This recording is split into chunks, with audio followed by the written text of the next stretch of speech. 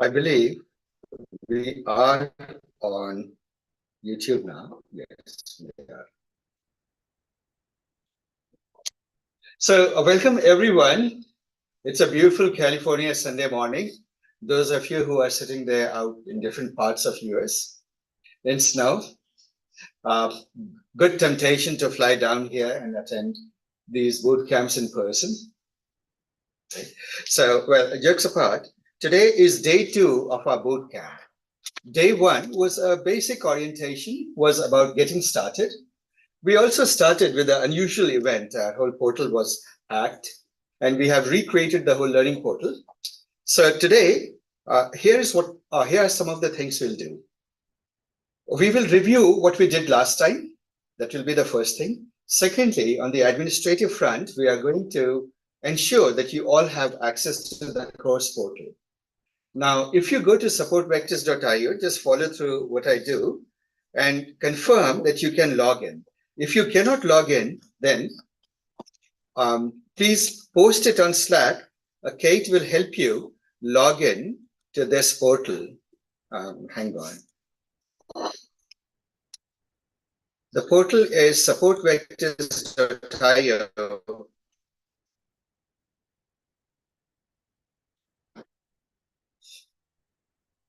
And as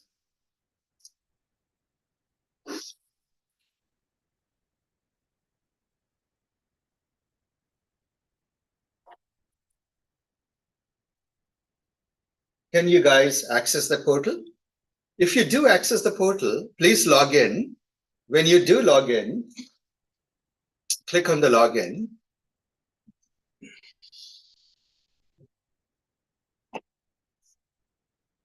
And today, for some reason, internet is going very slow here. Yeah, we're not in the Yes, I don't know. Today we are having a bit of an internet issue. I forget.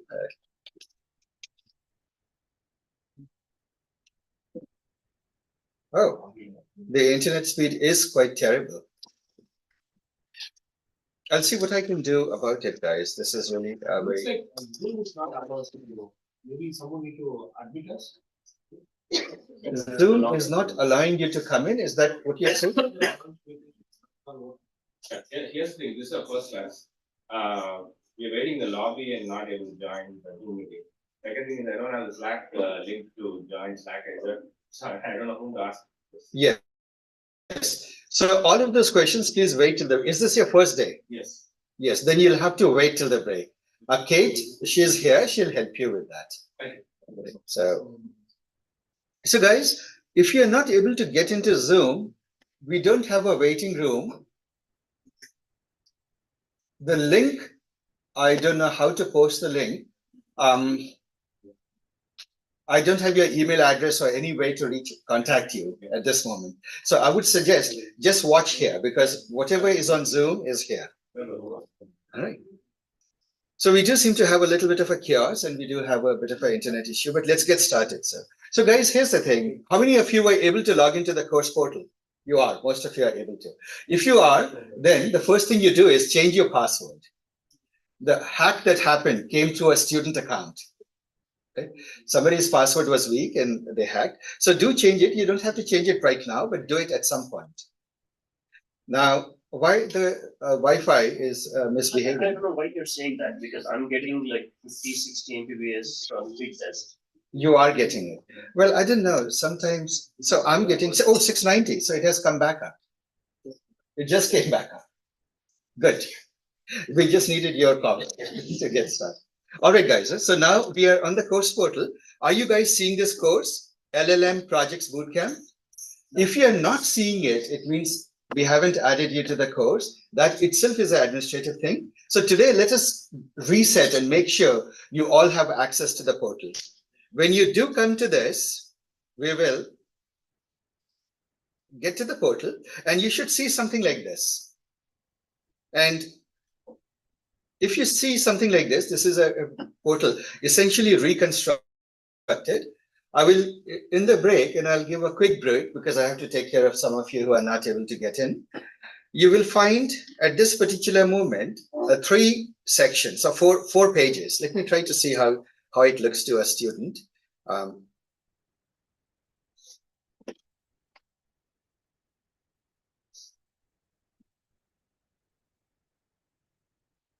And welcome, Krishna. You should see, I hope you are seeing the page that looks somewhat like this. Is it looking like this, guys? Right? So these are the sections, and the way we'll do this is the journey of 1,000 miles is just an invitation to all of you. Right? And by the time you're done, it will feel like a journey of 1,000 miles. This is a boot camp. There is a joke. I guess I should start with a joke. One guy died. The angel out there wasn't quite sure to send him to heaven or hell. So said, okay, it's your decision. So took him to heaven, and heaven there were people playing some boring music in praise of God. Then took him to hell, and there was excellent food, great wine, lots of fun activities. And then he came back and said, I think I'll prefer hell. And the moment he came to hell, the beating started. And he said, what is this? He says, well, then you were a visitor, you were a guest, now you're part of us. So in the same way, day one was easy because you were a visitor, you were a guest. And now the beating starts. So it's going to be a tough journey, guys. I mean it. Right? So brace up for it. All I promise you is when you finish this boot camp, it will be perhaps the most worthwhile course you have taken. I'm really proud of the batch that has graduated in December, the fall cohort. Out of that, you see these rooms. That room, Wasserstein, that room, Alchemist, this room, Oppenheimer, and this room, which is the Tensor Titans. 4 startups emerged from this place, from this boot camp.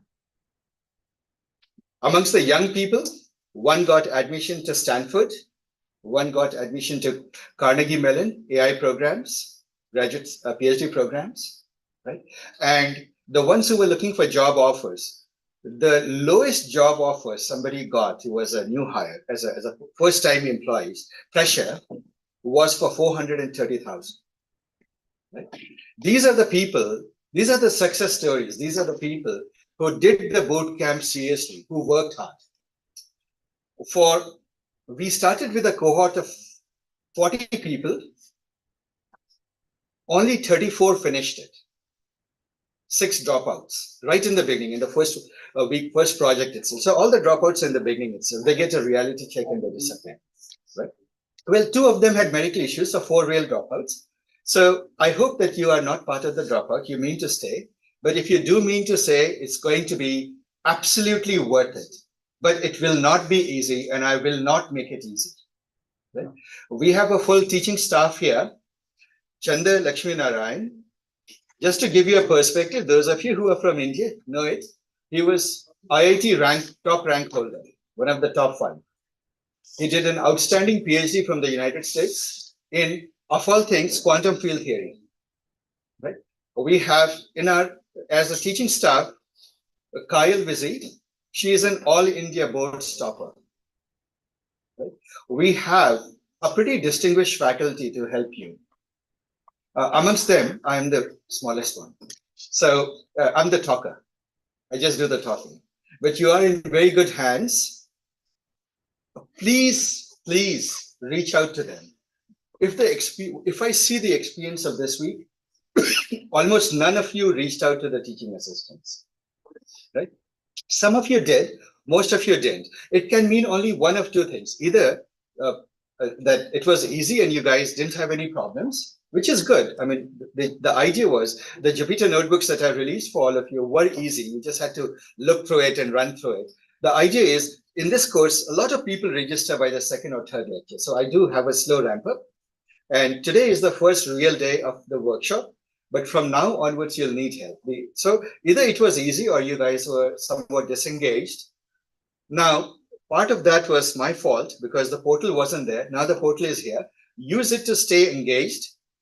Use the Slack to have the conversations. You need to have a meeting. Set up a meeting with the teaching assistants. We are here 24/7. We mean it. There are people in the India time zone. There are people in the US time zone. Right? So we have, as part of this audience, people from around the world. There are participants from India at this moment listening in. There are participants in your cohort, participants from Malaysia, from Indonesia, from Eastern Europe, and of course from the United States. Right? There are people from the East Coast and the West Coast and everything in between. So it is going to be a really fun workshop, really fun boot camp. Now, one request that I have, which I made in the last session, form your little teams. It is fun to work in teams for a variety of reasons. The projects that you will do will need multiple skills. Some of you are good with infrastructure. Some of you are good with DevOps. Some of you are good with programming, systems programming. Some of you are good with AI, data science. Some of you have leadership roles. You're product managers. You are vice presidents and senior directors. So coding may not be your forte, but you can still bring a lot of value to your team by giving a perspective and helping the team along. So form little teams would be my advice. Second advice I would give you is if you feel you're very strong, you can go solo. Some people like to go solo. Now remember, when you form teams, pick teams wisely. These may be the people you may want to do your startup with after the boot camp. Right? So that is one request. If you look on the screen, you'll see a project 1. Right? I'll walk through the project. So today I'm releasing the first project. And I'll guide you through, we will all guide you through doing this project. Does it make sense, guys? What did we learn last time? We did a very little bit of semantic search. Today, I'm going to do it at a slightly deeper level, and I'll review it at a faster pace. And then we'll go into something called prompt engineering. Right? Now, prompt is something we are all familiar with. We are all sit in front of ChatGPT, write some questions, get answers, and feel delighted and awed with the quality of the answers. Right? So we'll take prompting today seriously. Now, with semantic search and with prompting together, what the journey that we are heading towards is, excuse me, the journey that we are heading towards is called RAG, Retrieval Augmented Generation, right? Which is perhaps the most important use case of AI being practiced today. See, guys, AI has been used for many, many things. If you look for the last 20 years, 25 years, the biggest use case has been actually what today looks almost boring is the recommender systems. Right? Amazon makes recommendations, Spotify makes recommendations, every single e-commerce site makes recommendations. Banks use recommendations to target you with ads. Right? Credit cards do that. All retail stores do that. Recommendations are everywhere. They have been the staple diet or the most consumed part of artificial intelligence or machine learning for a long, long time. But machine learning, of course, has a very wide applicability. These days, with the coming in of generative AI, and this course is very much focused on large language models, perhaps the most dominant use case of LLM, and the one that is sure shot, about which people don't feel hesitation, it's a no-brainer, is something called retrieval augmented generation. We are heading towards that. That's a journey we are taking. Are we together? Now, I'll give you a little bit about what we did the last time as a review. So if you go here, so now you see, guys, just to give you how this portal is organized, every day's content is under that section. You go there, this is the video recording. So those of you who are joining today, if you would like to see what we did last time, go watch the video. A lot of it would be setting up, welcome, and things like that, and the very basic stuff. But you will find that I talked about semantic search, and you can review semantic search. I'm going to do that anyway today, but the video recording is here. You can click on that.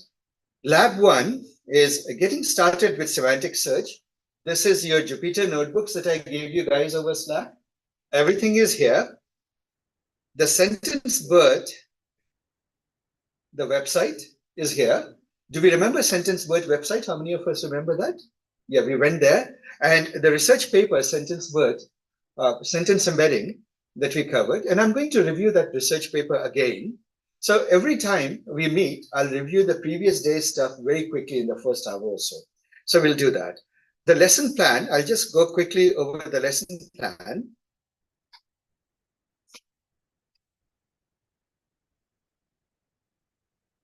Let's see where it is.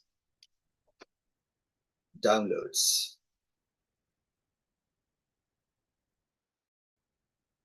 Oh, it's still happening.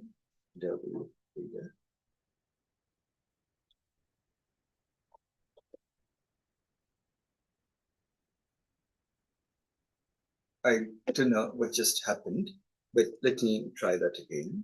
Open web.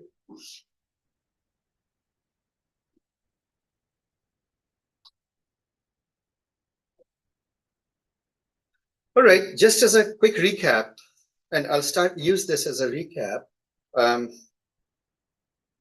What's new? We covered, the first week was orientation, and we said this, that, you know, if you want to climb Mount Everest, and these days, you all want to do AI, and you're transitioning into AI. AI is a vast field. It's a giant mountain of knowledge. You want to climb it. You're like Edmund Hillary, who wants to climb Mount Everest. Edmund Hillary cannot climb Mount Everest without the help of Tenzing Sherpa, right? Sherpas. You need Sherpas to climb Mount Everest because ultimately they have to carry your luggage, your oxygen, your food, your medicines, and everything behind you all the way to the top. Right? We are your Sherpas. Use the teaching assistants. I mean it, guys. Huh? Use us. We would like to help you and take you forward. You will realize that you'll become very close friends with the teaching faculty. Use this. I use the word Sherpa because actually I happen to be part Nepali. I am a Sherpa. Introduction to support vectors, what we are, I won't tell you that again. So this point I would like to make. See, guys, it is extraordinarily easy in this field to read a Medium article or to do a POC and feel happy, right? This field has been trivialized. Anything you want to do, text to speech, right? There are tools to do that. Text to videos. You all just saw the announcement of Sora, isn't it? Speech to text, Whisper. There are tools for everything, and there are 5-line code samples for everything. Right? POC, proof of concepts in this field is extraordinarily easy. But the converse is true. Doing a real implementation in this field is extraordinarily hard. Very, very hard. In fact, most companies that are doing AI, most of them, 99% of them, are failing. They're just burning through cash and failing. Most AI projects are failing.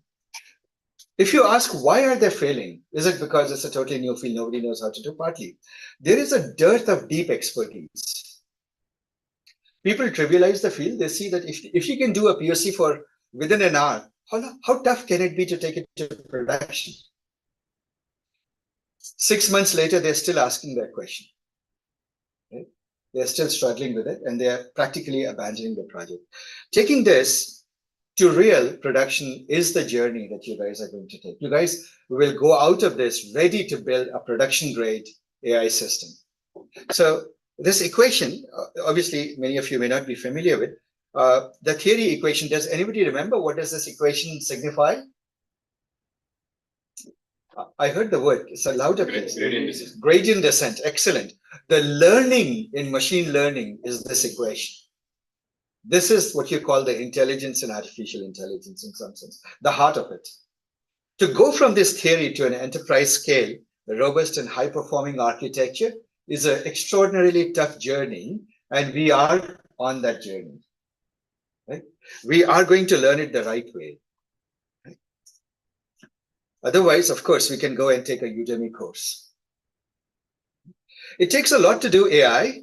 All of these things, there are many, many parts to it. I won't go over it. Also, the nature of AI is it's complicated. It needs the interplay of data engineers, data scientists, DevOps people, or what now you call the MLOps. Right? To bring this up, you know, there's an old saying that to raise a baby takes a village. Looks like Zoom, and there is a huge lag. There is a huge lag. I apologize, guys, for this. I will wait a little bit. Let me know when you say cyclic nature of workflows. Is there? Huh? So see what happens is there's an old saying that uh, to raise a child takes a village. The same is true about AI. To do an AI project, it takes an army of people, army of system engineers, infrastructure people, DevOps, data engineers, and everything, UI makers and everything before your AI project comes to fruition, which is why, by the way, I recommended that you work in teams so that you have multifaceted talent in the team. Okay? It's again, this is a complicated journey that is real AI. Real AI is a lot of struggle with data. In fact, the outside picture that you have, if you think of Google, if you think of Facebook, AI engineers, right, is that they are sitting there with their big eggheads, right, and poring over mathematics and saying, aha, that's the way to do it.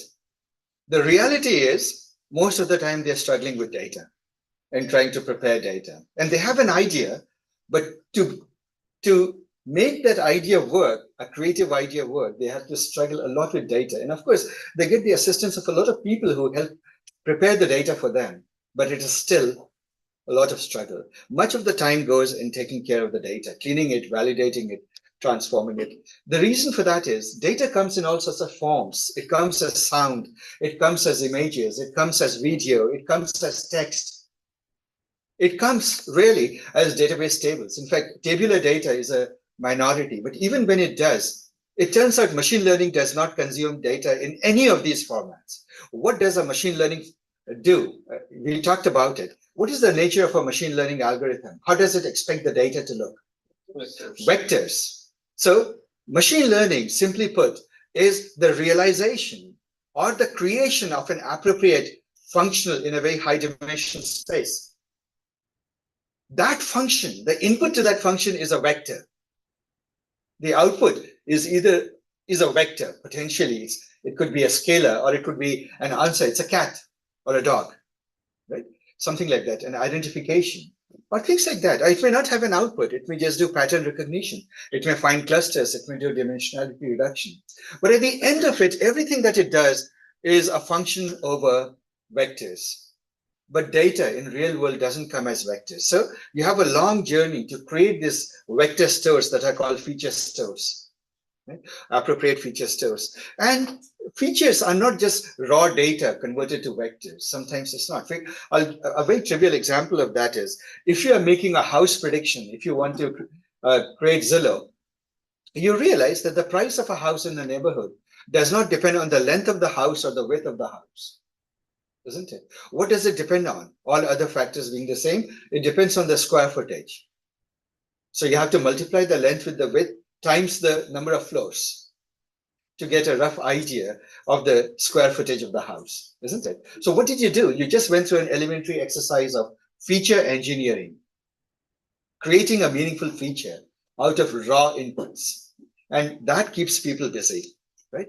Then you train the model, but when you train the model, you realize that it's experimental. It's a lot of hacking, doing lots of experiments, because these models come with a lot of knobs. These are called hyperparameters of the model that you'll be tuning. And as you tune the hyperparameters of the model, you will have many, many versions of the model.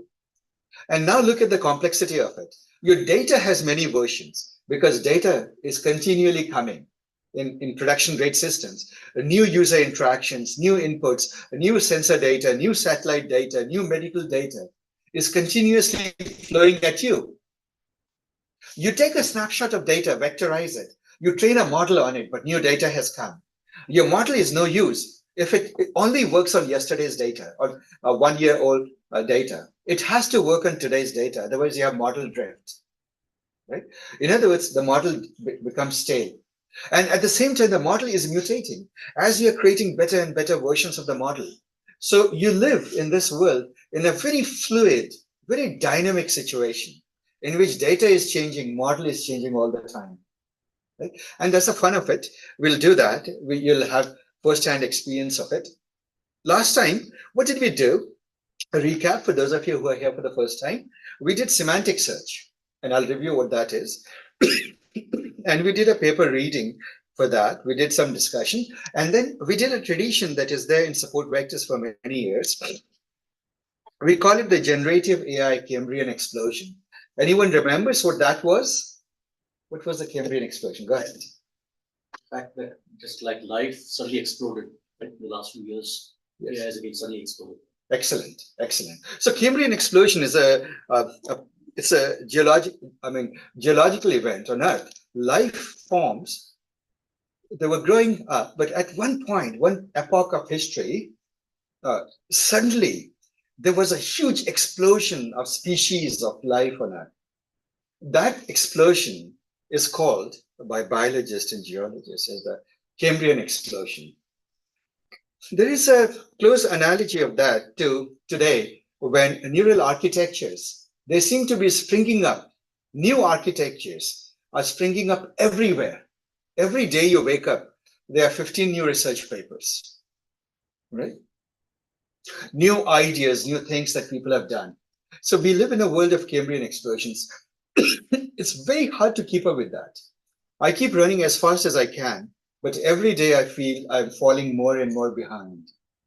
So how do you keep up with all of this when the world is running so fast? Research is happening so much. I'll give you an idea, guys.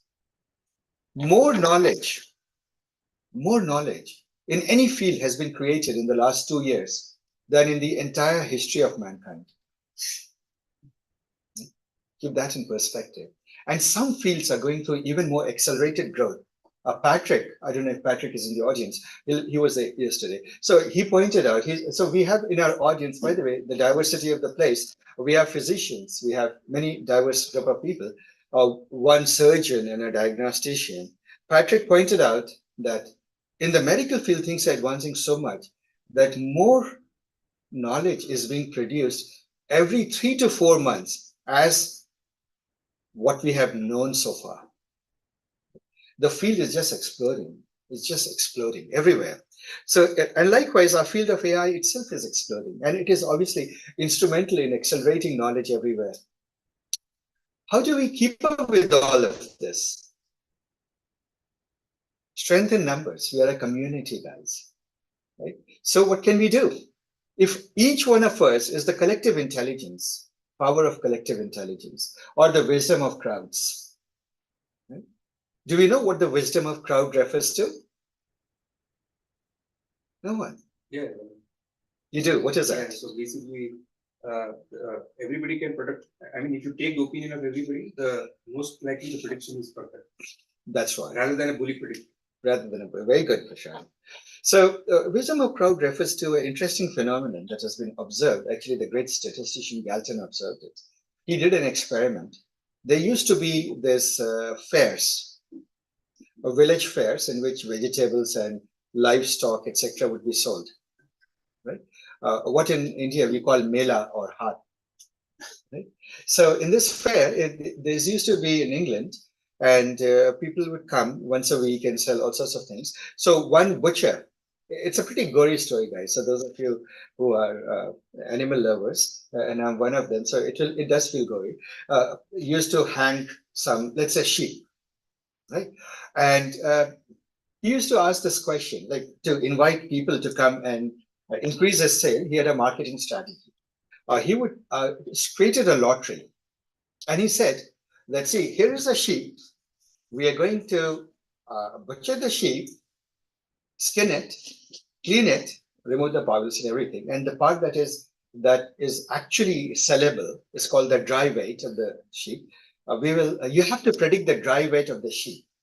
And for, let's say, a shilling, you can put your name and a shilling there and a guess. And whatever number you put there, then at the end of it, we'll weigh the sheep, and whosoever's answer is closest to the right one will get this jackpot.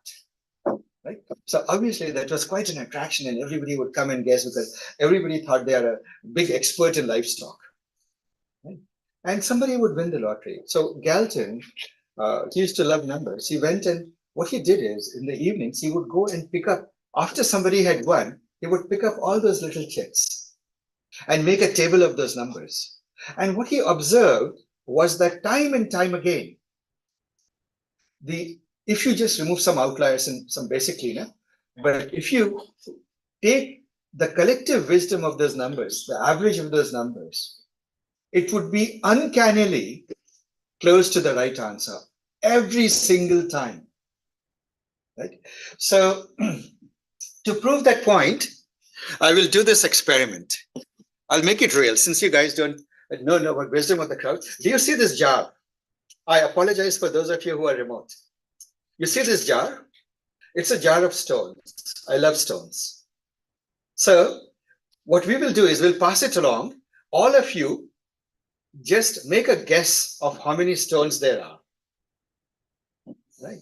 And maybe post it on Slack, and at some point we'll take an average of what you have guessed, and then we'll see what does the real number turn out to be. You can do everything. You can weigh it, smell it, taste it if you want, right? But don't count it. You're not allowed to count it, and just pass it on to the next person. Anyway, the point is, guys, work together and you will learn a lot. And Cambrian explosion is based on the wisdom of crowds. If we all find a gem, one gem a week amongst the discoveries that are happening, we can all educate, we can all, Slack, in Slack. yeah, in Slack. Yeah. We can all educate, or we can pass a slip of paper. No, because then everybody will be influenced by other people's numbers. Yes. Right? So guys, the point of Cambrian explosion is if we all share one exciting news we heard, we will all help educate each other.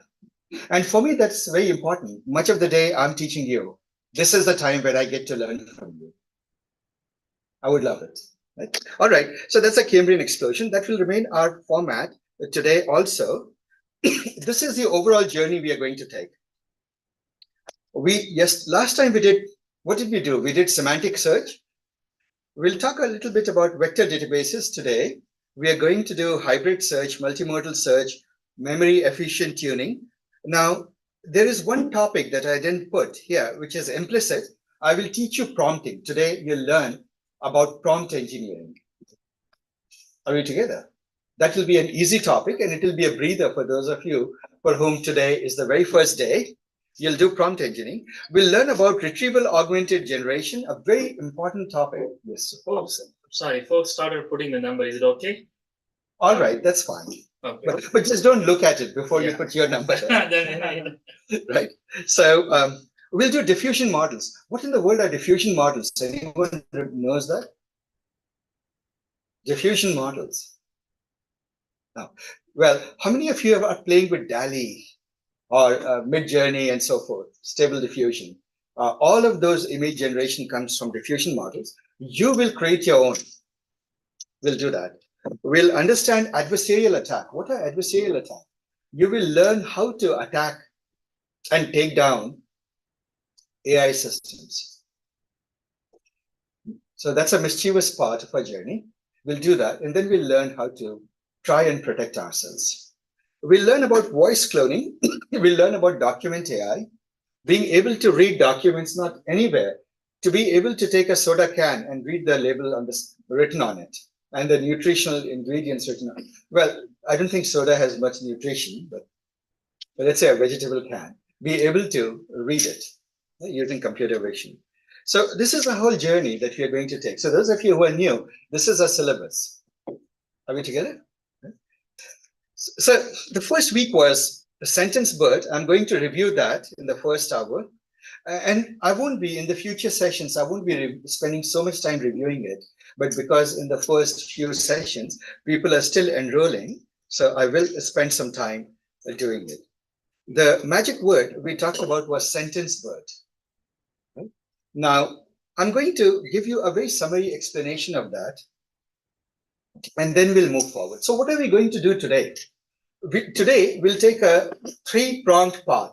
So remember, I will explain to you what your project is, the first project, right, that you have to do. And you can form your teams, especially when the lunch comes. By the way, lunch will always be biryani. So there is a mandatory 15 rule. Guess what that says? What's the mandatory 15? Anybody can guess? Gain 15 pounds. Gain 15 pounds by the end of the boot camp. I'm joking. So that's a mandatory 15. Then You can form your teams there. Today, we will discuss the project. We'll discuss the foundational paper. So from today, we will start doing research paper readings in a very serious way. LLMs. When we speak of large language models, let's deconstruct the word. What is large? This is reminiscent of big data. Remember when big data came out in 2004? People spoke of big data. What was big data then? A few hundred terabytes of data was big data. Today, a few hundred terabytes is what you put into a single NAS, isn't it? It's hardly considered big data. People are talking petabytes, exabytes, right? Zettabytes of data. So big is a qualitative word. It has meaning only with respect to a contemporary reference. What do we consider big today? Right? And whatever you consider big today, tomorrow you won't. So in the popular imagination, the word large language models has caught on, LLMs. Even kids can talk about LLMs these days, right? But remember, the first L of that is large, and large is relative. So you will often see that I'll talk only about language models. Scale is implicit. So what are language models? Today, in the first part, we are going to delve into what are language models. We'll start with the first foundational paper, the Genesis, right? What was it? Eve eating the apple or something like that, right? That paper is called Attention is All You Need, right? And it's the source of all mischief that followed. And we are going to do that very carefully. Interestingly, that paper, when it came out, even the authors didn't quite realize what is the magnitude of breakthrough they were looking at. To them, it was a big breakthrough. They saw it was remarkable. It achieved a lot. It solved a whole host of problems. But in hindsight, when we look at it, even the inventors didn't quite realize what a huge, huge thing they had just created. What wonderful thing they had created. And they had created one of the most effective language models. And everything you see today is a derivative from that. So we will cover that paper. That paper is famously, now it's almost become a sort of a shibboleth in the AI community. Can somebody name the paper?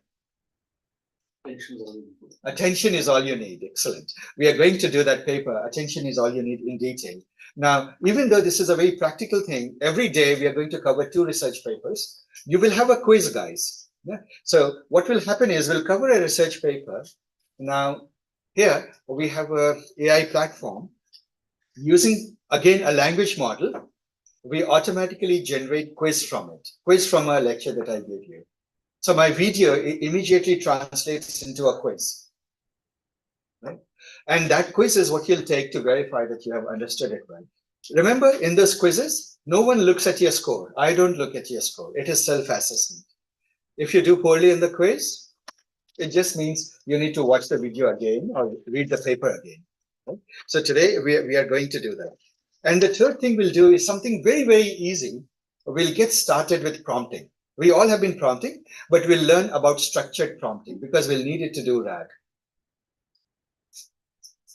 All right, guys. So that's the plan for today. I'll give you guys a 5 minutes break and then we'll start.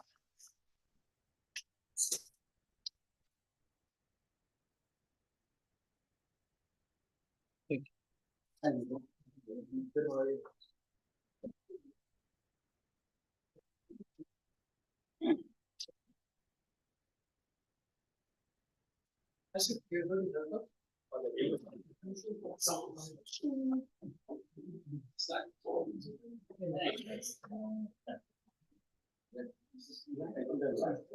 guys, who are here for the first time today, come to my office. I could not go beyond. I passed a few pages and then I'm like, okay. Those are instruments. The whole page is simply one simple. So it is all fun. I found it very quickly understanding. No, there was this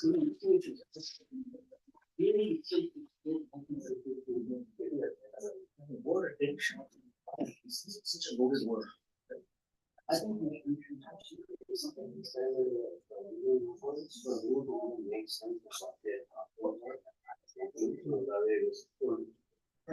how are you?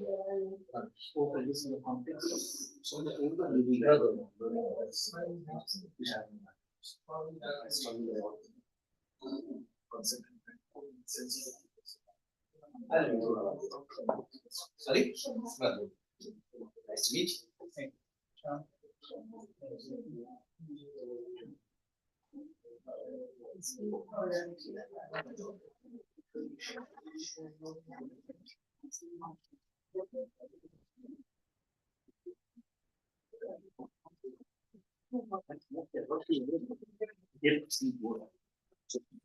And after say something else. That was not a very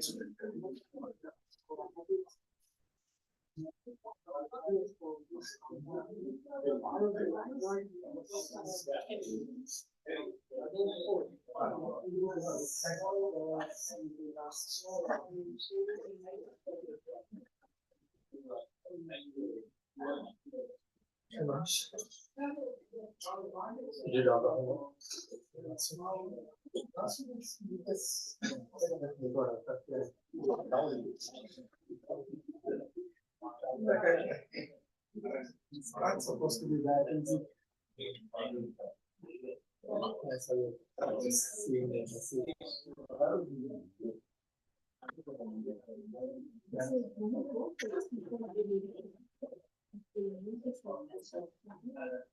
I guess Google search.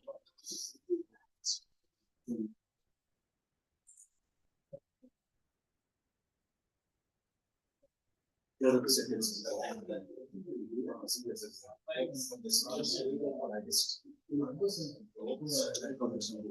chunks.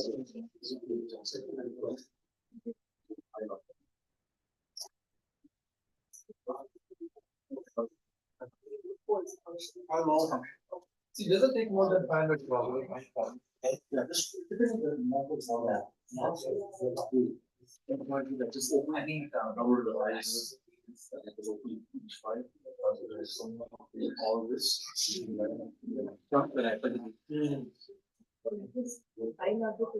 file,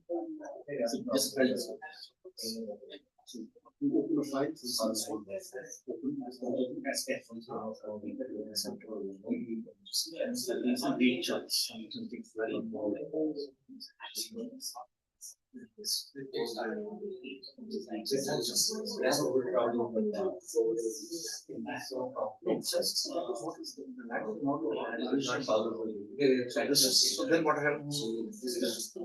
So the sentence is there somehow, it's not just do this, but all the chunks. Several things. So it was jumped in for a period sentence. The response sentences is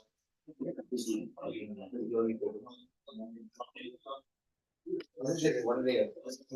Page. Contain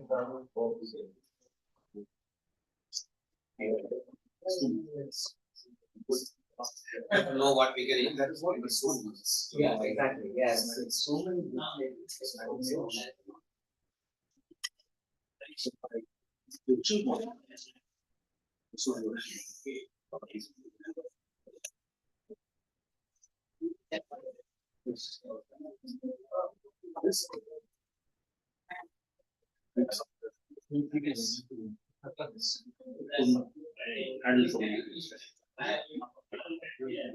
this one work. This one definitely work. This is I think this dimension. This is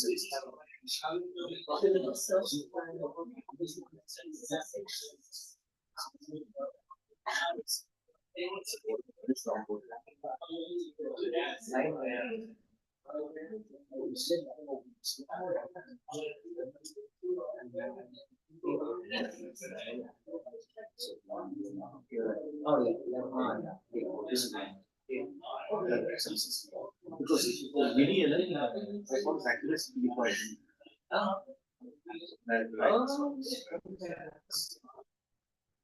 So then you download percentage now. So this is the actual. This takes a few seconds. takes the sentences.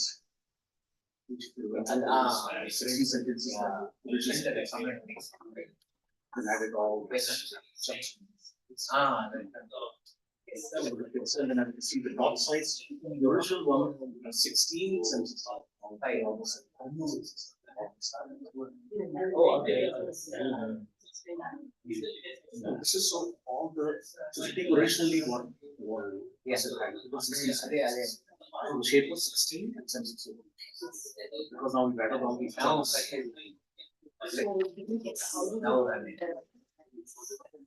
No, that's right. Is that the top? And then so the big shape, top shape. This is what is actually. And here what it is. Here turns into 0. That's ever what. That is something. So that is so now the embeddings are. Then you have query text. And that creates vectors around. And using this query text query becomes a vector. Search now with embeddings for sentences. So taking query vector. Query embeddings instead of top 3 as top 5. Search results. The search results, the way it's presented is top 5, and then we have search as a structure. Opposite. So this is just what us is doing.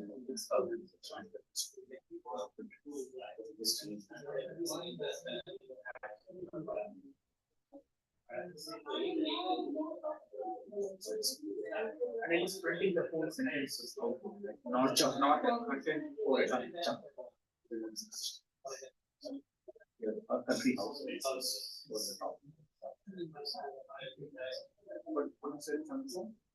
Like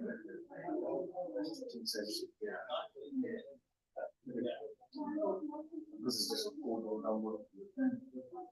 This is how we chunk very much a beginner.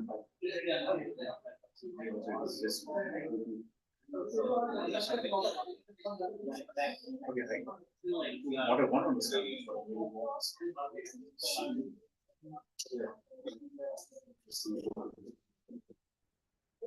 you're using this I can also just that's embeddings, of course, related code. Something magical happen. You don't know what the value. If you see here, if you don't want to use this one, then you can use a model like this. Use the code. Sometimes use of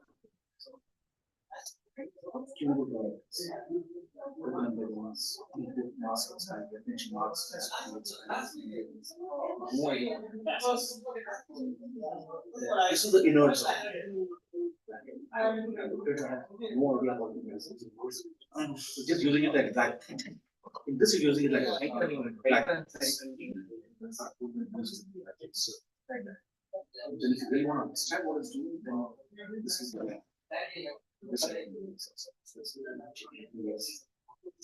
then you understand a little bit more how it's working. I was just using it as a black box in this way. Embedding the class model and put sentences.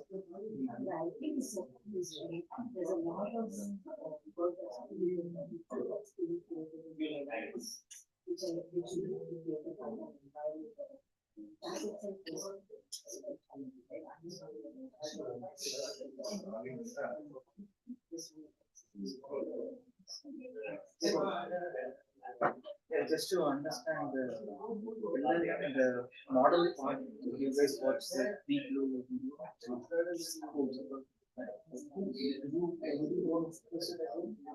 No, someone.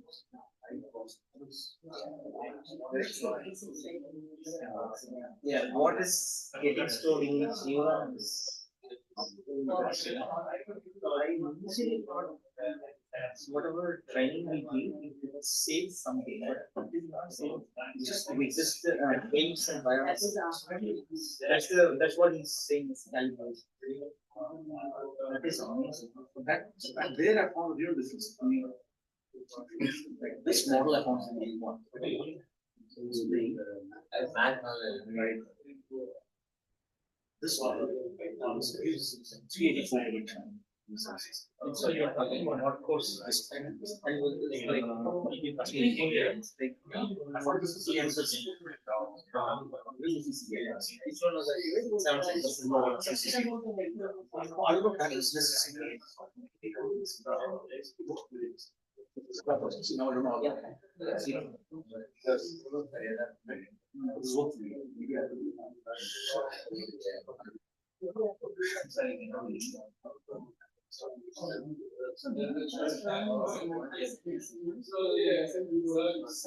All those things.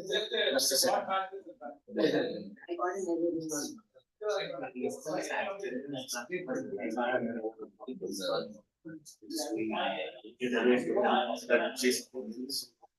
Self-corrected. I don't know exactly what is. So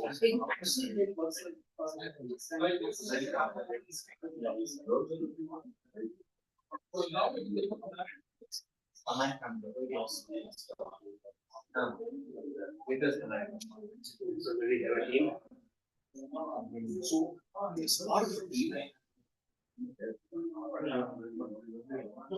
What do you think? Okay.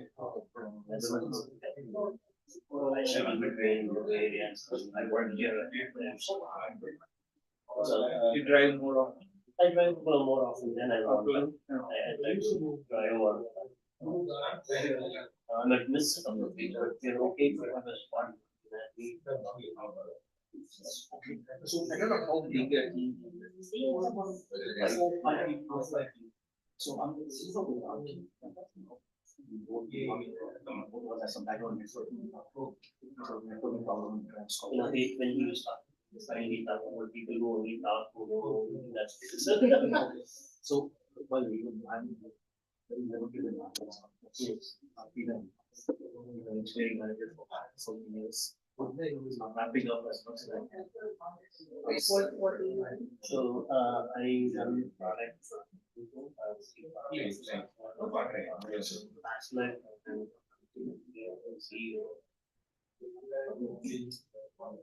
So I'm a product manager. So I in my work side I'm exploring more about the infrastructure. I do have Yeah, we connect. Yeah, we connect. Only thing was the idea was like the gallery thingy, take the photos of the food and from the photos itself you can tell you can share. I was thinking things that are pre-packaged and then portions, it's fine. But if we have a bowl of dal or soup, then how do we know that is it 1 cup or 2 cup or but I think that's where most people are not going to sit there and I discuss my life. So we can sort of but I don't know how the computer vision side, what I think is if you have to train your model, and once you train, banana looks like this, apple looks like this, bottle looks like this, a cup looks like this. Whatever you train, and if the new photo that matches of a user is close to that, the moment it has big, So you're exactly the food, like the food and itself, right? Just looking at the food, when it's rolling, you can tell what is in it. Yeah. That will be a challenge for that is a big challenge. that is right. It's not even about the portions. And to say what individual investors in that is more important. So not even the portions they say if you have consumed 1 cup of what you show me, then this is your ingredient list. There's no way for us to do the same. Right? How would you say I'm just onions, dal, whatever you if for all of this, how would you know any one of it? So So that way I'm not- the user. I'm not discouraging, I'm just knowing this. there are many challenges. Yeah, but the user then it has to put tomato soup, you know. Then there will be another input, a soup, then the user has to put, I think it's too far.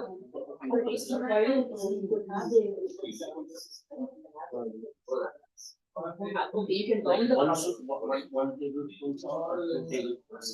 There's that difference. Yeah, then maybe, you know, when instead of that, we should, like, perhaps should have that page in which we can list all the possible ingredients. All of it, like 50 ingredients in the supermarket. That's another thing. And then the portions, and the person has to click. okay, so what, the key bound the before you start.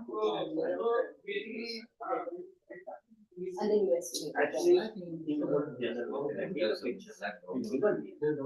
If it can go online and find the possible ingredients, and then I think, yes, I use this, I use this. And even more, again, I'm just saying, right, because one way to think about it is even more would be meaningful and. So I give a picture of the final product. I give a date. Let's say yes, what I it just checks the possible recipes and then it brings me all of the possible ingredients. And then it becomes an input at that point saying it's one even more intuitive than you say laid out. That is not correct. You laid out all the ingredients. And then it is asking you how much of each one of those ingredients you have. And then it gives you the whatever that label that it has to fill. When it comes to the two problems, the two differences. One is to create the data, and the different is an elaborated. We can start with like few recipes. And ultimately, it would be the entire supermarket that we could think. So entire supermarket will have thousands, maximum 1,000 or any safe way. But if we pre-select all the ingredients and try to find a nutrition that is not A problem, that's a big So, problem. okay, it's a scalar. What she is saying is A problem. Take a picture and find. No, that's what I'm saying. I'm not even way out the ingredient.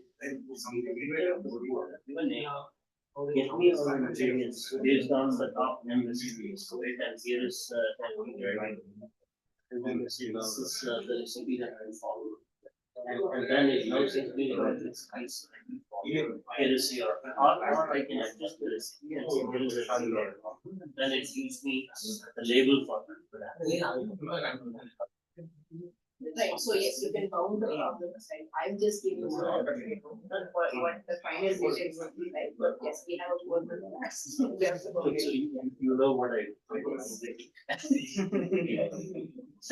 draw the 2 cents of universe for everything. Very realistic. So, I mean, we can noodle on this idea. I'm again, like, as I said, my personal I'm like, I'm itch almost on every day. Because I run engineering so I can look at it from an user perspective. But I can tell you, these are all the things. And like, hopefully, by the end of this call, I will do a little bit more things so that my time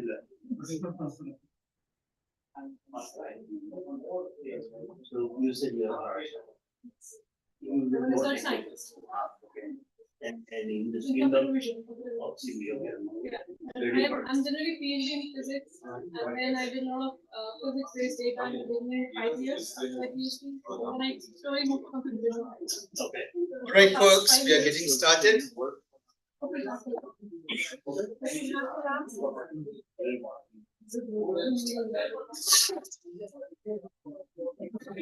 All right, guys, we are ready for the Data from them. sound of the bell. 1, 2. Welcome back. Welcome back, guys. Sorry for the long break. We had to register quite a few new students to the class. and we get started now with the core matter. நீ எனக்கு வரவே இல்லையே.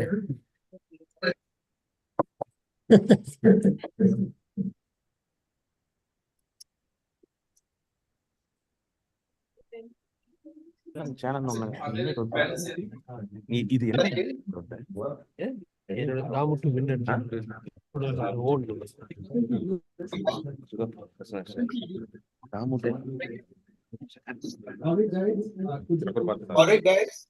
Please, and those of you who are not on mute, mute yourself.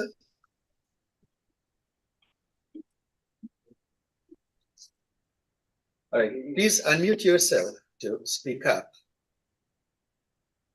Now, I'm going to do a very quick review of what we did last time. We talked about the traditional search engine. What are the traditional, how do the traditional search engines work? For example, when you use Elasticsearch or Solr and so forth, and behind them is the same search engine, open source search engine, Lucene. How does Lucene work? Right? Or any search engine work, traditional search engine work? The trick was, so suppose you have these documents. These are very short documents, 3 documents, or 3 web pages, or 3 something, or many web pages. One of them is the cow jumped over the moon. The cows are grazing in the meadow by the pond. The crescent moon is peeping over the puffy cloud, and so forth. So what you do is, in this search engines, if you are a search engine, you would take each document, take the text, you would identify the statistically relevant keywords. For example, it is not worth searching for the word the. Why is that? Every document would have it. Right? So you want to look for words that are meaningful. Right? And so you highlight those words as we have done, and then you create this inverted index. Think of it as a hash map or a hash table. What is it? You put all the statistically relevant keywords there, and that is the key. The key are the words, the keywords. And what are the values? Values are the IDs of the document or the web page, the record IDs. And so, for example, if you look at the word moon, let's pay attention to this moon here. Oh, sorry. Moon, which I've highlighted. What do you notice? It happens to be in document 1 and 3. So you just remember that. And in a very simplified version of what search engines are, when the user enters the word moon in a search bar, you go look into your index and you say, aha, I know that it is in document 1 and 3. And it will be in many more documents or many more web pages. And then comes the second part of the problem, in what order to show those web pages, right, or those documents. And then that is a question of relevancy. So there are 2 questions that you ask. For every search engine works in 2 phases. The first phase is that you get a candidate list.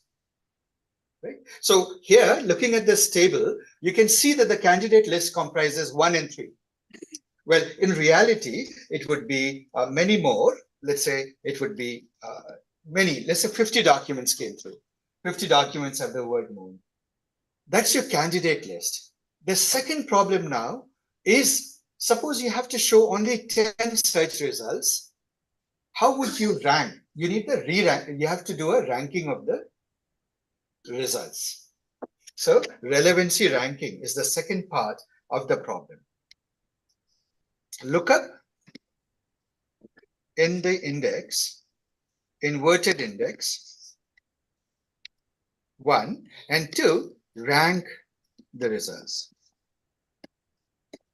For example, Google's famous algorithm long ago used to be PageRank. Not named after the web pages that it was ranking, but named after one of the founders of Google. His name was Page. So, and obviously the state of the art has progressed very far. That is your traditional search engine, what I would call a keyword search engine. You will see that during this course, we are going to use many words, and I'll be somewhat sloppy with my notation. I will be using words like a keyword search engine. Engine is implied. I would also say inverted index search. Do I hear a question? Inverted index search. You will also see me use the word sparse search. Why I use the word sparse search? There's a bit more to it. I give you a very simplified picture of the algorithm. In reality, what I call the inverted index lookup, it is the germ of an idea. People have evolved that idea and made it more sophisticated. Right? And so that whole class of algorithms that is based on this idea, they are called sparse search algorithms. If you want a very basic intuition, remember, when you have sparse data, how do you store them? In a hash table, isn't it? So it's sort of a very basic flavor of that. So these words we will use interchangeably. So in contrast came AI search. That was the topic of last week. What was AI search? It said that we are not going to do this. We are somehow going to pull off a magic. We will look, we don't expect people to enter keywords because humans don't think in terms of keywords. So, for example, I have a propensity to lose my keys every single day. And if it is not the keys I've lost, it has to be the wallet.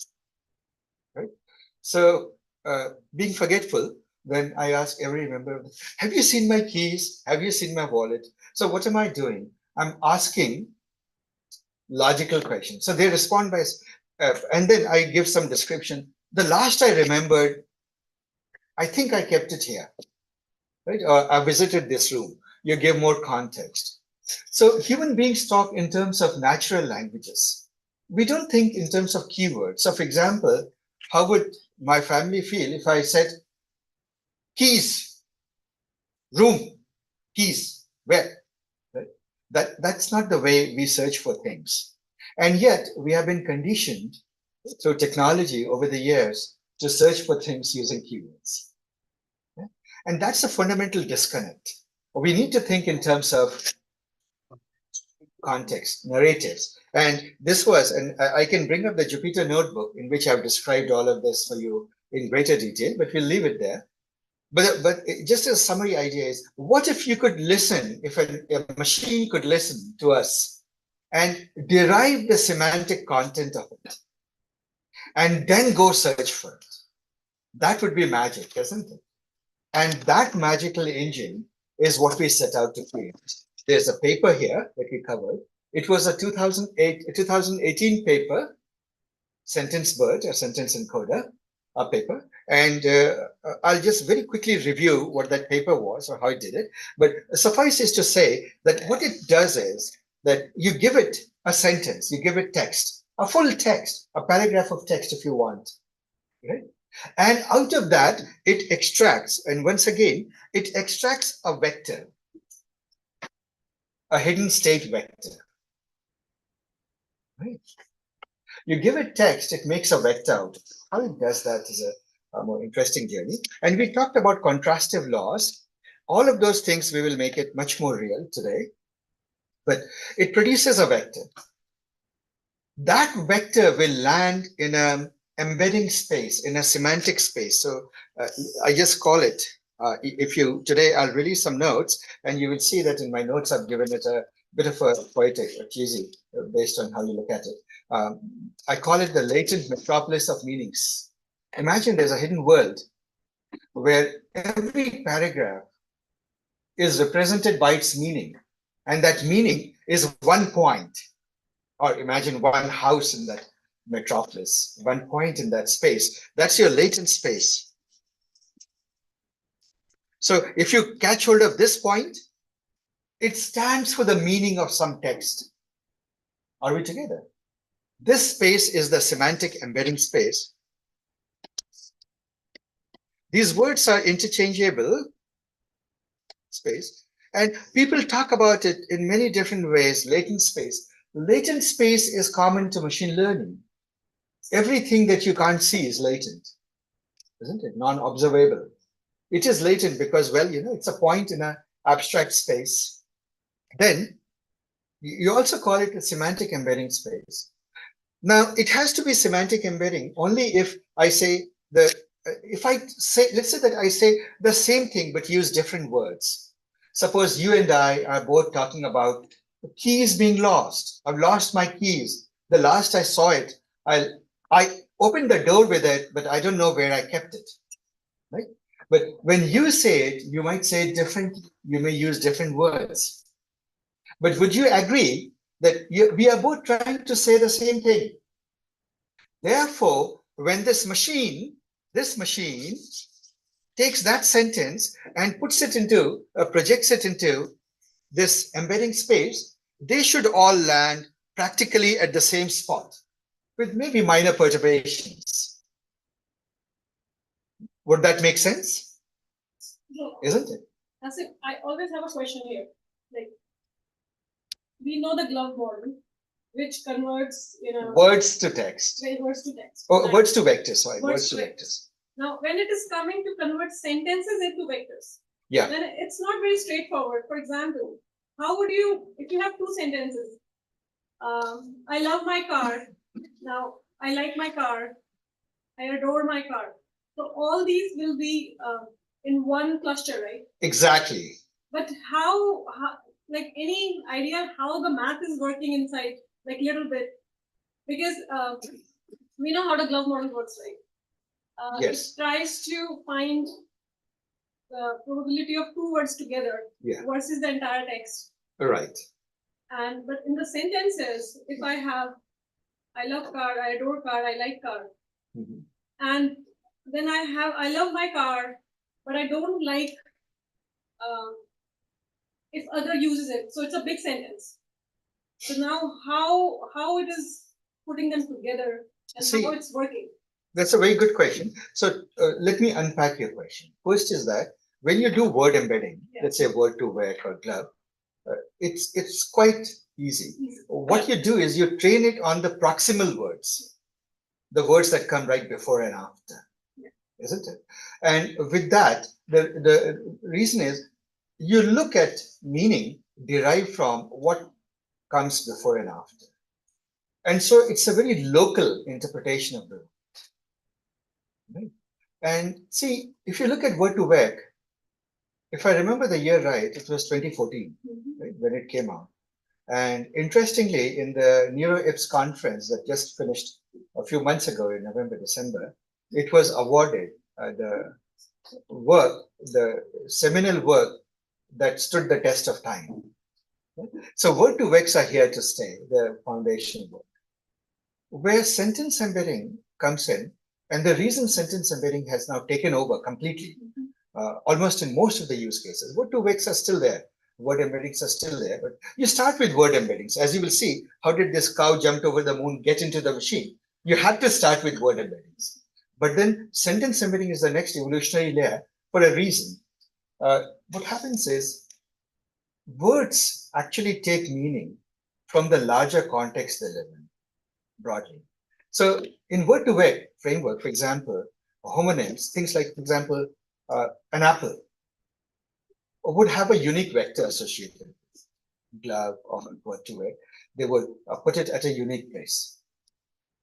But nonetheless, the word apple or the word bank, for example, takes meaning from the context. I'll illustrate that. The apples are coming along well this spring. Right? In a month, we should be ready to eat it. Suppose I remove the word apple, you would still infer what it could be. On the other hand, if I say, I really need a new nice laptop, right? And I hear apples are good for development. Right? By the way, I disagree. The Linuxes are better for development, right? But be as it is. So the word apple has meaning from the around context. In fact, I could have replaced the word apple with gobbledygook, and you would still infer the meaning of gobbledygook from the underlying context, isn't it? that kind of broad range meaning that coloration that it picks up from the text around it is not possible in Word because it's very local, it's the next word, right? And that's why sentence embeddings are more powerful in a way. But sentence embeddings don't just emerge. Ultimately, as you'll see, the way we try, because today we are going to go deeper into the transformers, architectures. Today is serious.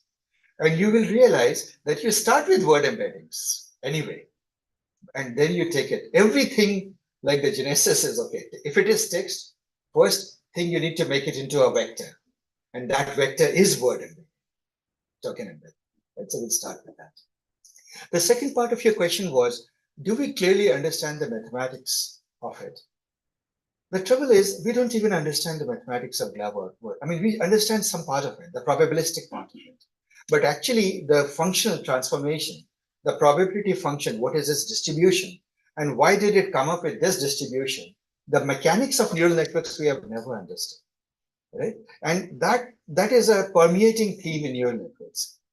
Parts of neural networks we understand. We understand the universal approximator theorem. We understand the activation functions. We understand gradient descent, backpropagation. But frankly, our understanding stops right there. Most of the things about neural networks are still a mystery to us. For example, should we make a deep or wide network? How many layers should I have in the network? Why are more layers more effective? Why do neural networks not overfit to data? Classical machine learning will tell you the more complicated model you make, the more it will overfit. Neural networks are immune to that constraint. In fact, they exhibit double depth descent. We talked about, I think, in the Tuesday class. There are many mysteries with neural networks that we simply don't understand.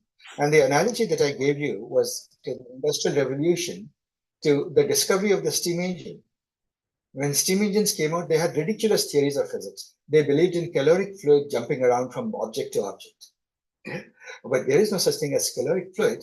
But they managed to still create perfectly good engines, make locomotives, sail ships, and make textiles. The whole Industrial Revolution started. Much progress came before people understood thermodynamics or even the statistical mechanics. It waited the discovery of the atomic theory, right, in quantum physics. So our theoretical understanding came later. Today we are in the same situation. The mathematical understanding of a lot of these, we really don't have. We think we have, I mean, superficially. Word to vec are so simple mathematically. You just have a word, predict the next word. Skip gram. You know, if there are 5 sentences, if you want to predict, the next. The skip gram model is very simple. A word and I know. next words. I do understand. So, Shraddha, what I'm saying is, we do understand it. It's a lot simpler. It's more intuitive. I do agree with that, right? In the same way, like if you're looking at it, that okay, leave aside a few things that how did it do that? How did it make this vector and not that vector? We don't understand.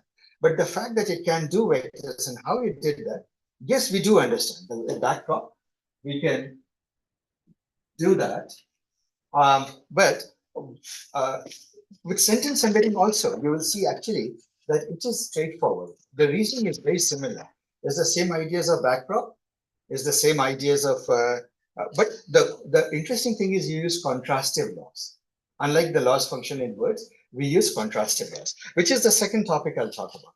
So the question is, how do you train these neural networks to do sentence embedding? So Asif, I have a follow-up question. That is the Asif, so I have a follow-up go question ahead. on the same. So let's say the program that we run last week, right? So if I'm giving my query, a sky is blue, and second query is a sky is blue. So the output vector will not be the same, right? And it has the same words, just the positioning is different. Then how does it work?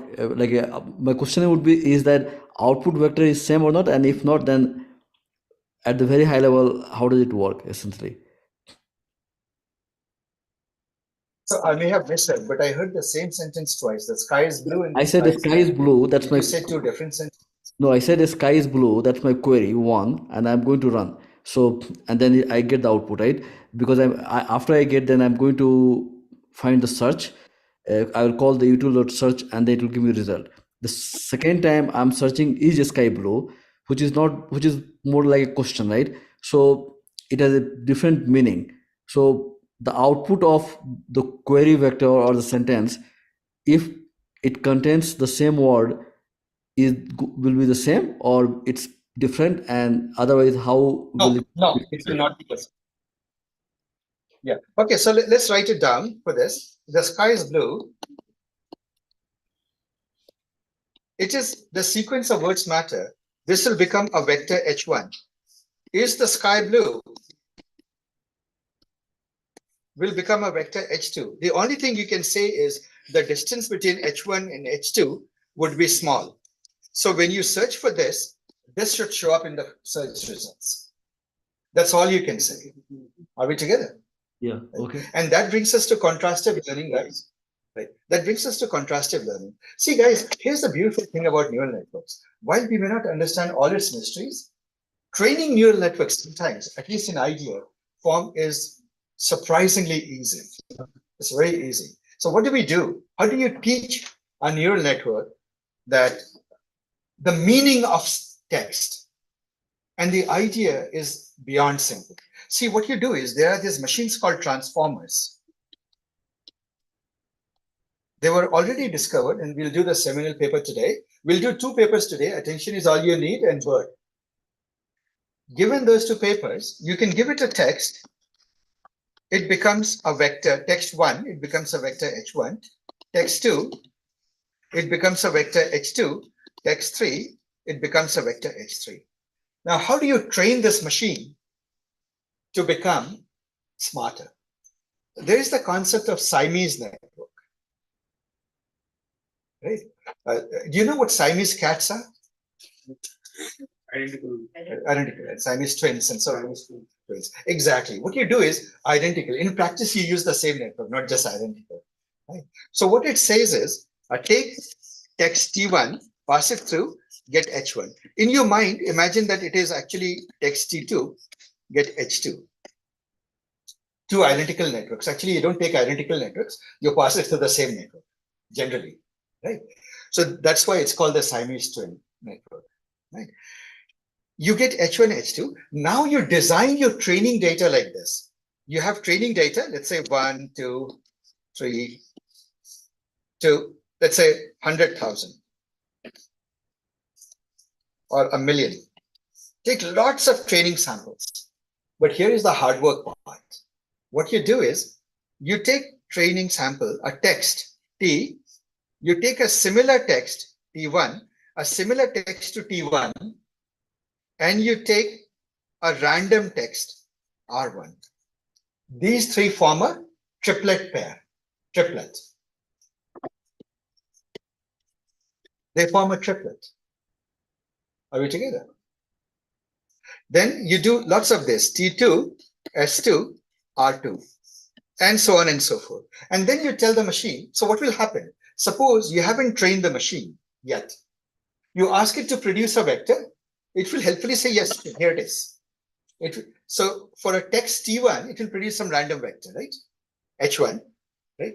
HT. So what will it do? This machine will produce, let us use the terminology HT, HS, and HR for the first one, and then I for the which particular data triplet data instance it is, training instance it is. It will produce these 3 things, guys. Are we together? The trouble is, in the beginning, the machine will just produce 3 random vectors. Those random vectors will land somewhere. Let's say that H1 happens to land, HT happens to land here, HS happens to, just, I'll make them as far apart as possible, and H random happens to land here. You don't expect it to make any sense whatsoever. Machine doesn't know meaning, right? So then what you do? This is the triplet loss. You say, no, wait a minute. A good job that you produce vectors, but let's do a little bit better. What you do is you decrease the distance, minimize the distance between HT and HS. Are we together? And maximize the distance between HT and H random. Right? So next time I give you the data, just go turn your knobs in such a way. And how do you learn that partial gradient descent and back propagation, all the things that you're learning on Tuesday, right? The machinery of learning. use the machinery of learning so that the next time this happens, you have brought HT and HS a little bit closer and HT and HR little bit further apart. Are we together? And you keep repeating it over millions of instances. So this loss, so let's look at that. This is your loss function. Your loss function is just saying minimize D, distance between HT, HS. Are we together, guys? This makes sense? And maximize the distance between HT and HR, which is the same as minimize the distance between the negative of HT, HR, right? Isn't it? Yeah. Basically, you're trying to tell that if, instead of previously we used to give one sentence, we used to get one vector. Now we are going to get Three triplets. That's why it's a triplet. So, training data is a triplet. So the HR is a one random derived from a random text. Right? So what you do is you take a text, you take a similar text in meaning, and then you take a random text. Okay. So now you have one data, one instance of training data, one triplet, right? And that's what you will feed. So this is your loss function. This loss function is used very often whenever you do Siamese networks, etc. And there's a formal word for it. It is called contrastive loss. So do you notice, guys, that mathematics is the most obvious thing. You just have to reason through it correctly. So when you read the research paper, this is the contrastive loss function. And believe it or not, from this one little idea sprang the entire field of AI search or semantic search. And what happens when the machine gets fully trained now? It learns to put things with similar meanings together, and it tends to put things with dissimilar meaning apart. Question. So those subsets are all training data. It's all training data. This is training data. Let me write it down. So you do that gradient distance per epoch. So from one epoch to the next epoch. Per step. Mini batch, whatever your mini batch is. Right? Per mini batch. Per mini batch. So this is, remember, this is only at the level of, if you bring in that, so the full equation in all its glory would be over the mini batch. The loss over the mini batch. So the rest of the step, and of course, at this moment, I won't go into how would you do that. The next weight, the weights in the machine, the knobs inside the machine, you will change to the initial value of the knobs, weight vector, minus the gradient of this loss. Gradient of this loss times the learning rate. Yeah. So this is the gradient descent step.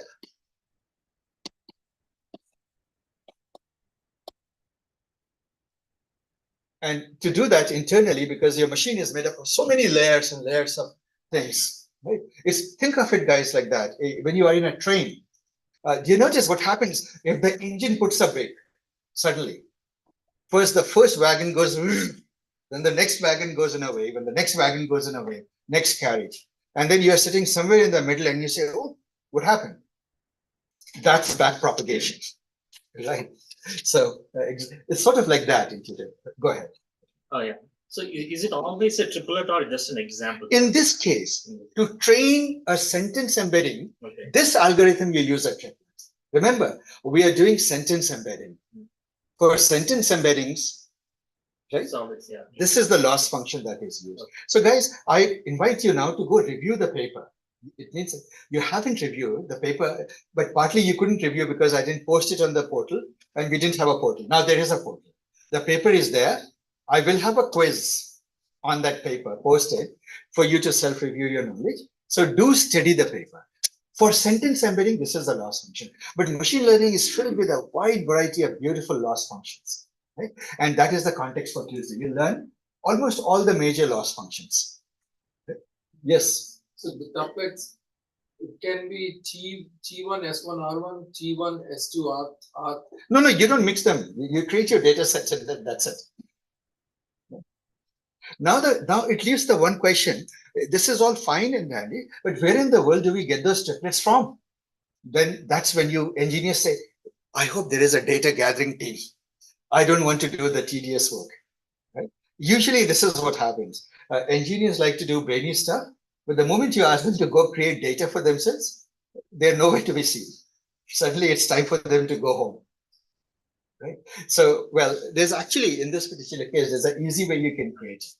What you can do is you just you have scraped the web, you have all the text, isn't it?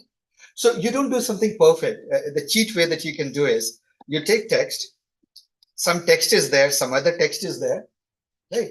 You just pick two things which are adjacent to each other, and you hope that they're still talking about the same thing, right? So this becomes your text, this becomes a similar text, and for random, you just pick a random piece of text and pick a sentence from just some random piece of text, right? So you realize that you can actually produce gazillions of tests or training data easily, triplets easily. So that's what you do. I mean, obviously it's flawed because the next sentence may be about something completely different. But you hope that if I take billions of triplets, right, most of them will be right, a few of them will be wrong. It's just automated the way you read these texts. It sounds very manual. It is automated. Yeah, just run through text, take one, take the next sentence. Those are the two, consider them the similar part. Randomly pick a text, make it the third. You just created one instance of data. Repeat. But for all the bad luck of finding the TR, it ends up being very similar. Like Oh yeah, I was saying, like see, remember, machine learning is a probabilistic game. When you play at this scale, and when you train these models, and you'll realize that these models are behemoths. You use the word large language model. These are behemoths. So a little bit of an error here and there, it's okay. Because the content of each one, Yeah. content of each element is typically a paragraph, or it can be put together. That's a hyperparameter of your training data, how big you want to make it. Generally, see, today we have smartened up. We have ways of finding semantic boundaries, right? So you make a semantic unit one sentence, not necessarily an English sentence, but a logical unit of text. And then you take a similar logical unit of text as TSR. That's your triplet. So guys, this is a recap of what we did the last time. We did a lab. I will go through the lab again, but now is the time to move on to a new territory. Before I do that, I would like to walk you through the lab and walk you through the project. Today is the bootcamp's first project, guys, that I'll hand over to you. Right? We need to take the project seriously, guys. I cannot emphasize enough the importance of doing the project. It will be tough, especially for those of you who are not programmers. I highly encourage you to find in this cohort those coveted fellows who are good programmers and pounce on them and make them part of your team. Right?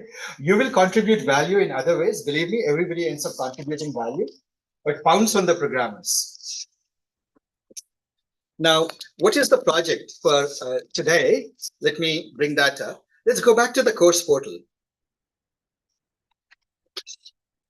First day, getting started. We did this paper, Sentence Bird, guys. If I may, I'll just for a moment bring up this paper. Why is this moving so slow?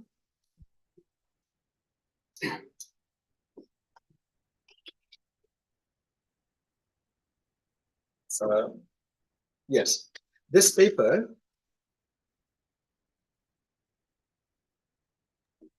and indeed, when it is slow. Okay, so when you look at the, no, Sukhpal, this is, I think, fine. It's just that we are having. So guys, you look at this famous paper, Sentence Bird, you realize, and as all great research breakthroughs are, they're often a simple idea. And this is the idea that I explained. Look at this figure. Does this figure make sense? You feed in sentence A and sentence B, right? And then you look at how far apart they are. That is your classic Siamese network, right? And what is your loss function? Look at this. So I use minimization. They use the opposite of it. They look at similarity. I looked at distance. So that's the only difference, right? This is it. This paper, please do review. I won't go over it anymore. Now,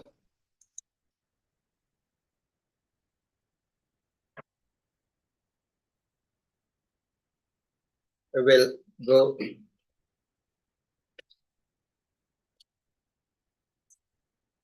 back to the portal.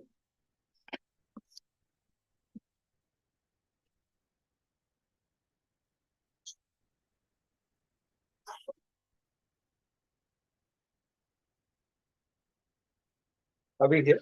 And you go to My Courses. Remember, you are in this course, LLM Projects Bootcamp. When you go here, now I'll go into your first project. If you, by the way, guys, those of you who want the Slack link, has everyone joined Slack now? And I suppose, are you in the 2024 LLM thing? If not, I think the new people are not. Kate, we have a few people to add to our discussion group. The Slack We'll do channel? that. Sure. Everyone who needs to be added to the Slack channel, please post in chat your email address. Yeah, in your Zoom, in the Zoom chat, yes. Please post your email address so that you could be added to that. Now, I invite you to download a document, which is the project Searching for Meaning. And I'll give you guys some time to quietly read through it. Does that make sense, guys? I'll give you about 20 minutes to read through this document, Project 1, Searching for Meaning.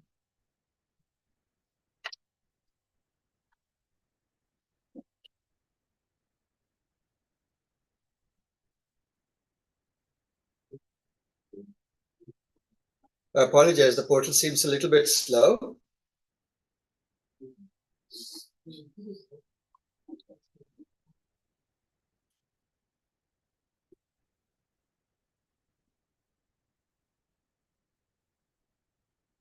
Are you guys able to download this document?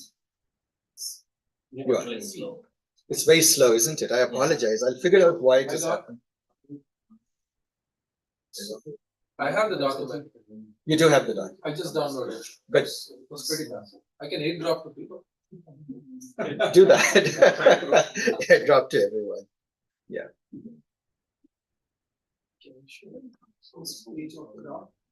So there is this doc, Project 1, Searching for Meaning. Guys, I'll figure out there's something with AT&T. Every time this room fills up with people, the network goes slow. We are supposed to have a gigabit network, but it never seems to be. Seems AT&T is having network issues, sir. AT&T is not the best. But what are your choices? Is AT&T or Comcast? Both are equally bad. I talked to AT&T. They said, oh yeah, of course. We can fix it. We'll just charge you $2,000 a month. So it's like a 41-page document. How many pages? 41 pages. Yes. Easy read, guys. I'll give you some time to read through the doc. Half an hour to read through the doc. Does that seem fair? So And then Asif, we'll discuss the project. Asif, I'm not able to. So can you walk me through the navigation? I'm not able to find it. Are you on this page at all? I'm on the home page, right? Sanjeev, Yeah, I'm on the. are you on the home page? Do you see Yes. My Courses at the top? Yeah, hold on. I'm on the home. And in My Courses, you see LLM Projects Bootcamp?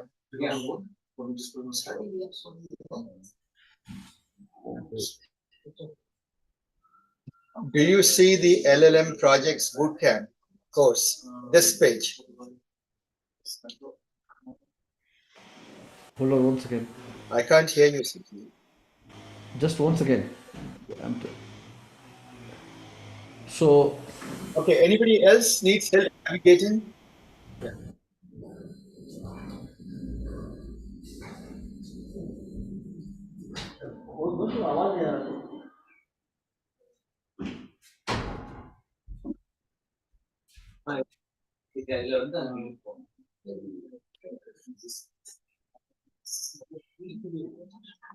Sanjeev, this is your course, LLM Projects Bootcamp. You just click on this You'll be in the course portal.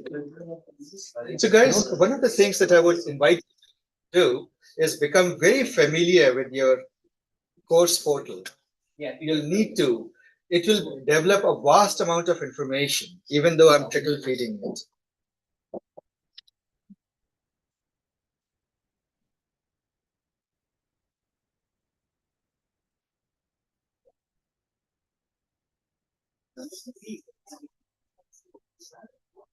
As it's number 3 in that LLM projects bootcamp, Yeah. number 3.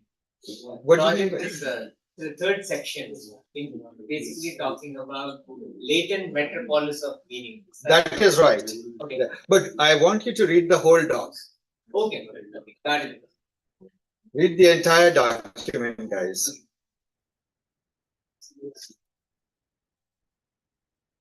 Those of you who are remote, if you have any questions,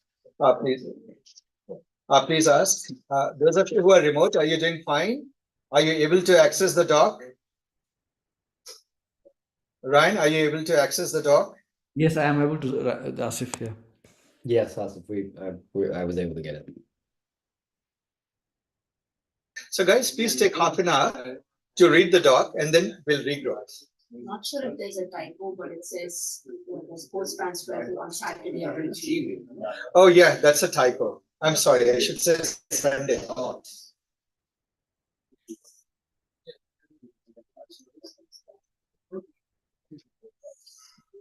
I'll fix that. Good catch. So guys, I'll stop the recording here.